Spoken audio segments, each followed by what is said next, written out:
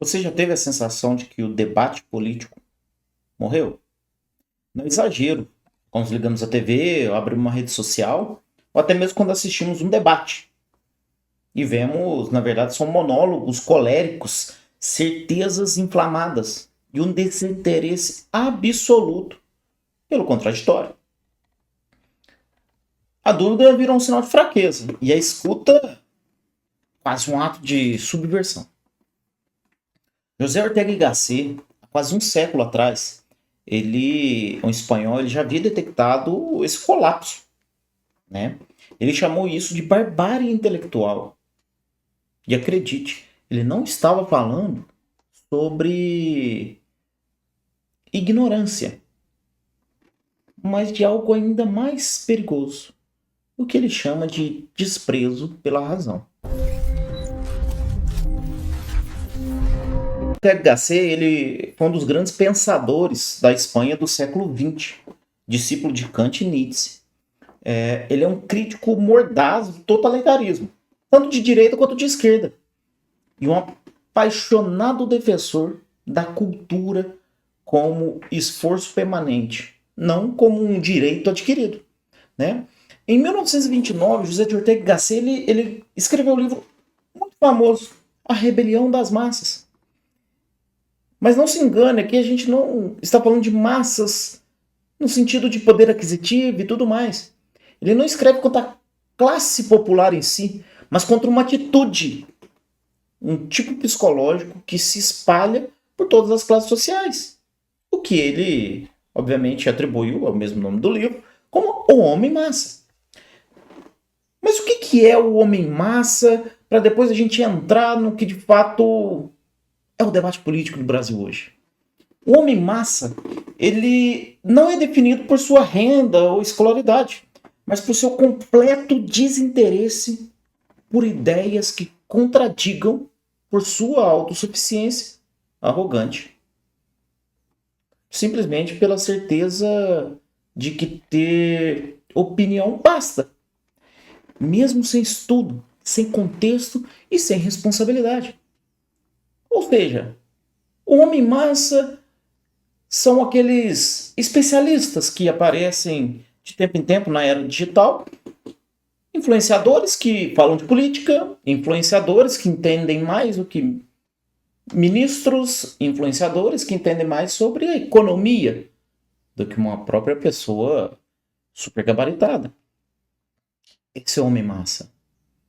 Então, a partir de agora, a gente vai explicar um pouquinho mais alguns termos do livro e associar isso à política brasileira.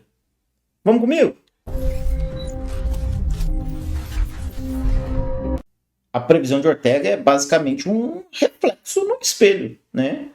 A gente vive a era dos especialistas em tudo que nunca leram nada. Influenciadores opinam sobre economia, ciência, educação, geopolítica, com a mesma certeza inabalável com que falam de séries da Netflix. Políticos usam memes como argumento. E a humilhação veio substituir o argumento. Então, agora vou fazer uma transição para compartilhar minha tela com vocês de algumas coisas que aconteceram. Veja bem, o tal do fica em casa não chegou a acontecer no Brasil. As pessoas revirando lixo não são consequência do pseudo-isolamento que nunca existiu. A culpa da fome é do fulano e do ciclano, que destroçaram a economia com uma subserviência aos interesses dos bilionários. Tempos depois, mais de 600 mil pequenas empresas fecham as portas com o coronavírus. Outro ponto. Se você já viu que o governo vai tributar a Shopee, Shein e AliExpress, saiba. Estão mentindo para você de propósito. Toda compra feita nesse site já é tributada. Contudo, algumas empresas estão cometendo fraude para fugir do pagamento de impostos.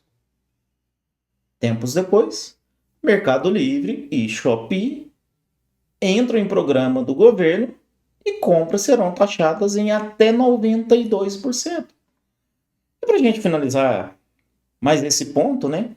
Escreva e me cobrem depois.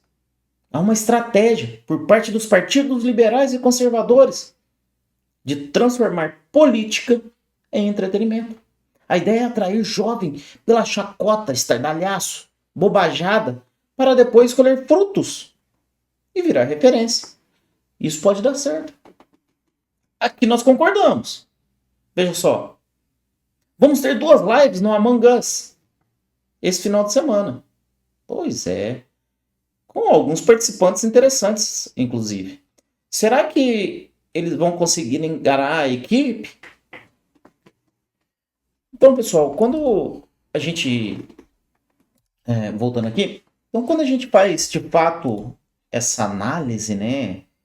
Mostrando como que as coisas acontecem, é interessante. Tem uma fala que me chama muita atenção, que é: a massa não quer dar razões nem ter razão, apenas impor suas opiniões.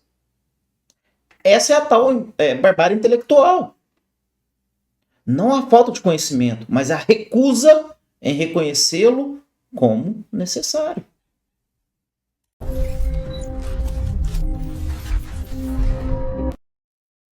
A estatificação da vida. Tem um trecho interessante dessa parte, né? Outro trecho que a gente está trazendo. E onde Ortega escreve que a massa tende a exigir que o Estado resolva tudo. E como que isso ecoa no Brasil hoje? Nós vivemos uma epidemia de infantilização social, onde tudo, absolutamente tudo, vira demanda ao Estado. Do preço do pão, né? Ao que se pode ensinar às crianças, do amor próprio, à moralidade sexual. Então, sim, grupos recorrem ao Estado para regulamentar comportamentos privados, como se o público fosse um tutor moral. Então, agora compartilhando com vocês um outro ponto interessante, né? Tá aqui. Órgão tal impede fulano de utilizar palavras, né, na rede social. Limites em redes sociais. Bloqueios de bens, contas e Pix de outra pessoa. Durante debate de campanha eleitoral, você não pode relacionar fulano e ciclano, não. Tempos depois, um abraço e ele é bonzinho. Todo mundo tá falando mal à toa.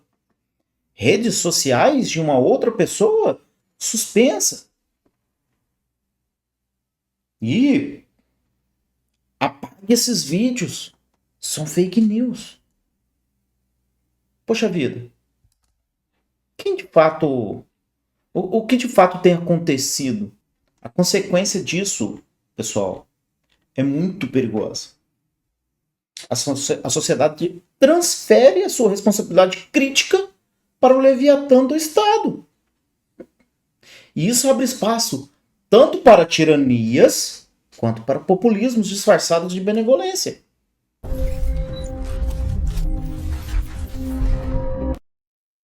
Então, antes da gente fazer uma breve conclusão, né, sobre a associação do livro A Rebelião das Massas com o Brasil atual, queria trazer mais um ponto interessante que ele traz, né, que é o perigo de esmagar as minorias criativas. Vamos lá. Um dos pontos mais brilhantes e trágicos de Ortega é o alerta sobre o que acontece quando o homem massa domina. A maioria deixa de ser um número e passa a ser um dogma, né? A consequência disso, o esmagamento de minorias criativas. Entenda-se assim. Na política, o dissidente é cancelado. Na cultura, o diferente é acusado de elitismo. Na internet, a pluralidade dá lugar à patrulha moral.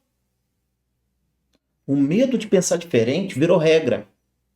E o debate, aquela arte que construiu o Ocidente, ele foi substituído pela coerção emocional das massas digitais.